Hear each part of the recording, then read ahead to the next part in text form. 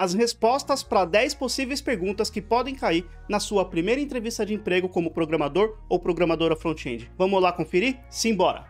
Olá pessoal, tudo bom? Meu nome é Daniel, você está no canal da serfrontend.com, onde eu falo de tecnologia, web e carreira, especialmente para quem está começando na área. E hoje eu vou responder a 10 possíveis perguntas que podem cair na sua avaliação técnica para conseguir então o seu primeiro emprego como programador ou programadora. E já adianto que a ideia não é que você decore as respostas, mas sim que sirva como um norte, um guia para você seguir os seus estudos. São perguntas fundamentais, para identificar se você tem alguma experiência com desenvolvimento front-end, mas como eu falei, a ideia não é que você decore as respostas, mas sim sirva como um ponto de partida para você começar os seus estudos. Bacana? E a primeira pergunta que eu já quero responder é: o que é tag semântica? Em se tratando de HTML, ou seja, linguagem de marcação de hipertexto, uma tag semântica é uma tag que representa um significado, é uma tag que dá um significado ao conteúdo. Como assim dá significado ao conteúdo?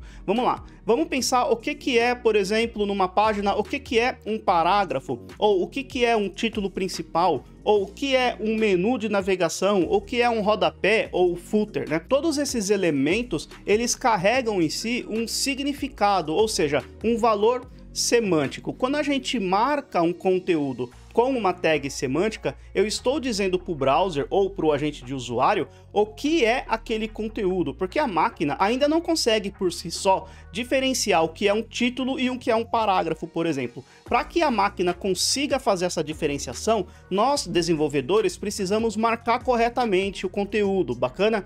É óbvio, não há somente título e parágrafo no HTML, há muito mais coisas, muito mais tags semânticas que a gente precisa estudar. Mas você identificar o que é uma tag semântica é o ponto de partida para então conhecer as principais tags semânticas que há na linguagem HTML. O que é um atributo HTML? Um atributo HTML nada mais é do que uma informação adicional que a gente pode ou não passar para uma tag semântica. Como assim uma informação adicional? Bom, vamos lá. Algumas tags exigem pelo menos um atributo, Por exemplo, imagina a tag A, que é para a gente criar link nas nossas páginas, link que apontam para outras páginas. A tag que cria esse tipo de link é a tag IA. Porém, o simples fato de eu utilizar uma tag A no meu documento HTML não é autossuficiente, ou seja, eu preciso de pelo menos um atributo, que é o atributo href, É o atributo que vai indicar para o browser qual será a página aberta quando o usuário clicar naquele texto que está dentro da tag A. Então, a tag A precisa de pelo menos um atributo obrigatório, que é o atributo href. Existem alguns outros atributos que são opcionais, por exemplo, atributo lang, atributo class, atributo id, são atributos opcionais, Mas então, atributos é o que acrescenta informação numa tag. Como eu falei, atributos podem ser opcionais ou não, dependendo da tag que a gente estiver trabalhando na hora. O que são atributos globais?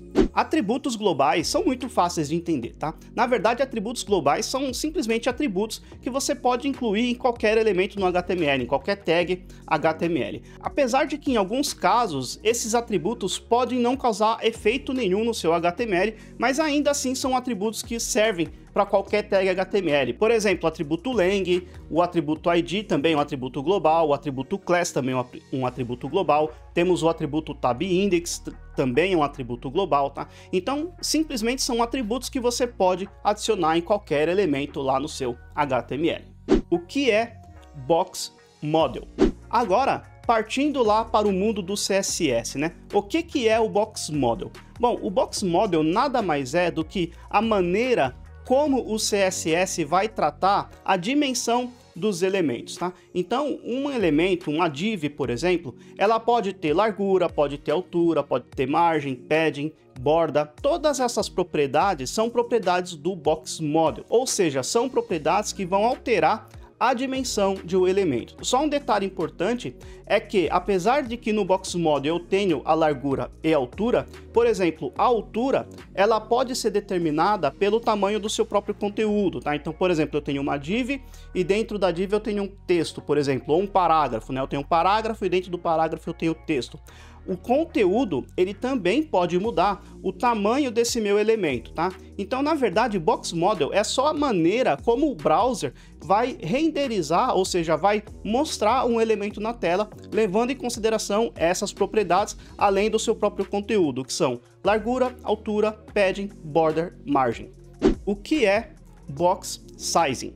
Box Sizing ainda está relacionado com o Box Model, tá? Que é o modelo de caixa, digamos assim, tá? Box Sizing pode mudar a forma como o tamanho de um elemento é calculado lá no browser. Por que isso? Porque, na verdade, quando eu determino uma largura e uma altura para um elemento, algumas outras propriedades, como por exemplo o padding e a borda, elas vão somar ao tamanho final do elemento. Isso é por padrão, tá? Por quê? Porque o valor default da propriedade Box Sizing é Content Box, ou seja, determinado pelo content, pelo conteúdo, tá? Mas a gente pode mudar isso colocando o valor border box na propriedade Box Sizing, ou seja, as propriedades border e padding não vão alterar o tamanho final do elemento. A gente tem também a propriedade padding box, mas foi descontinuado e não deve ser utilizado, inclusive nem funciona mais nos browsers, tá? Se é que algum dia funcionou, acho que funcionou no Firefox, numas versões antigas, hoje em dia não funciona em lugar nenhum, então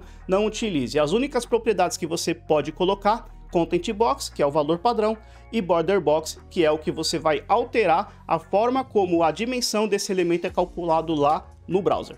Qual a diferença de Local Storage e Cookies? Bom, na verdade, a gente tem a possibilidade de persistir alguns valores lá no browser do cliente, tá? Por exemplo, quando o usuário loga lá num site de e-commerce qualquer, da próxima vez que o usuário entrar no mesmo site, pode ser que ele já veja, por exemplo, o nome dele lá. Olá, Daniel, por exemplo, tá? Onde essas informações ficam guardadas? Ficam guardadas no próprio browser, no próprio navegador, tá bom? E aí a gente pode guardar essas informações tanto no Local Storage como no Cookies. Existem algumas diferenças, mas eu não quero entrar nesse mérito agora não. Inclusive, eu vou colocar aqui na tela uma postagem que eu fiz lá no Instagram falando um pouquinho as diferenças do Local Storage, do Cookies e do Section Stores. Se você não me segue lá no Instagram, segue lá, é Ser Front-End Cursos. Segue lá que eu coloco várias dicas, pelo menos uma vez por semana eu coloco algumas dicas de desenvolvimento web. O que é uma API REST? Uma API nada mais é do que uma interface que permite fazer integrações entre sistemas diferentes, tá? Então, normalmente, por exemplo, quando eu tenho um sistema A que roda num servidor, existe um outro sistema B que roda em outro servidor, com outra tecnologia, com outro sistema operacional, com outro tudo, tá? Como que eu posso fazer a integração entre esses dois sistemas? Eu preciso de uma ponte, de uma comunicação que segue um determinado padrão, tá? E normalmente isso é o que a gente chama de API. É óbvio que quando a gente trabalha com front-end, a API a gente utiliza para fazer a comunicação entre o cliente, ou seja, entre o que roda na máquina do usuário e o servidor. Normalmente a gente utiliza uma API para enviar e receber dados, tá? Basicamente é isso que é uma API, é uma interface, é o que fica no meio entre a minha aplicação front-end e uma aplicação de back-end que é desenvolvido por um outro profissional ou até mesmo pelo próprio profissional full stack. Bacana? Resumidamente é isso, mas eu vou deixar um card aqui em cima ou aqui em cima, não sei qual dos lados, que vai falar um pouco mais a fundo o que é uma API REST. Assiste lá se você quiser, vou deixar o link na descrição também, não precisa correr para assistir agora não. Segura aí, vê esse vídeo até o final, depois você vem aqui na descrição aqui embaixo e assiste se você quiser, bacana? Qual é a diferença entre 2 sinais de igual e 3 sinais de igual? Agora uma pergunta mais voltada para os fundamentos do JavaScript, tá? Qual que é a diferença entre esses dois operadores? Na verdade, esses dois operadores são operadores de comparação. Eu estou comparando coisas, tá? Que vai me retornar um booleano, ou seja, true ou false. Só que então, qual que é a diferença de utilizar 2 sinais de iguais ou 3 sinais de iguais? Na verdade, o operador 2 sinais de iguais vai comparar simplesmente o valor, tá? Então eu posso comparar o valor de uma variável, enquanto 3 sinais de iguais vai comparar o valor e o tipo. Ou seja, se eu comparar a string 2 com o número 2, utilizando 2 sinais de iguais, eu vou receber true. Por quê? Porque eles têm o mesmo valor, texto de número 2 e número de número 2. Número 2 entre aspas, que é um texto, e o número 2 de fato, tá? Então os valores são iguais, porém, se eu utilizar 3 sinais iguais, eu vou receber um falso, porque apesar deles terem o mesmo valor, que é o número 2, eles são de tipos diferentes. O primeiro é um texto e o segundo é um número, ou seja, o primeiro é type string e o segundo é type number. Como são de tipos diferentes, se eu comparar com 3 sinais iguais, eles vão me retornar falso. O que é uma função anônima? Ainda no universo do JavaScript, uma função anônima nada mais é do que uma função sem nome, simples assim, tá, pessoal? E onde que eu poderia ter no meu código uma função anônima, uma função sem nome qualquer? Bom, eu consigo perceber aqui rapidamente 3 cenários, tá? O primeiro é uma função autoinvocável, então quando eu crio uma função autoinvocável, eu não preciso declarar um nome para essa função. O segundo exemplo é uma função de callback, ou seja, quando eu passo uma função por parâmetro para outra função. E o terceiro exemplo é uma function expression, ou seja, é uma função anônima, uma função sem nome, que eu coloco esta função dentro de uma variável ou uma constante no JavaScript. Se alguma coisa não ficou muito clara aqui para vocês, eu vou deixar um card aqui em cima também, ou aqui em cima, de um vídeo onde eu falo de 7 maneiras para se criar função no JavaScript. Confere lá se você quiser, vou deixar também o link na descrição para você conferir depois, confere lá. O que é TypeScript? TypeScript nada mais é do que um superset do JavaScript, tá? Tá, bom, eu sei, não respondi muita coisa, tá? Então eu vou explicar de maneira mais fácil. TypeScript é uma ferramenta que você vai instalar na sua máquina como desenvolvedor e vai conseguir escrever JavaScript com uma camada a mais no desenvolvimento, ou seja, eu não vou mais programar em JavaScript, eu vou programar em TypeScript. E este meu código TypeScript será convertido no final do dia num código JavaScript. E por que você precisaria ter uma camada a mais, né? Por que você precisa de um passo a mais no desenvolvimento? Porque o TypeScript, ele coloca uma camada a mais no JavaScript que vai permitir que eu tenha uma tipagem forte no meu JavaScript. Porque o JavaScript, por natureza, ele possui uma tipagem fraca. Isso significa que, se eu tiver uma variável que no momento, por exemplo, recebe um número, e mais para frente eu quero que essa variável receba um texto, o JavaScript não reclama. Eu não preciso determinar o tipo das variáveis no momento que eu declaro essas variáveis. E isso, em alguns casos, pode causar uma série de problemas, digamos, ocultos, problemas invisíveis, que só vão acontecer de fato, normalmente, né? Só vai acontecer lá no ambiente de produção, ou seja, com o seu cliente utilizando o seu produto ou serviço. Então, o TypeScript veio para resolver esse problema